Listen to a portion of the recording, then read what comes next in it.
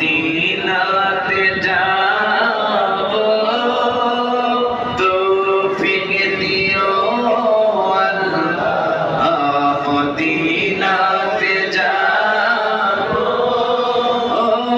প্রাণ ভরে মন ভরে জিয়ারত করিব প্রাণ ভরে মন ভরে জিয়ারত করিব।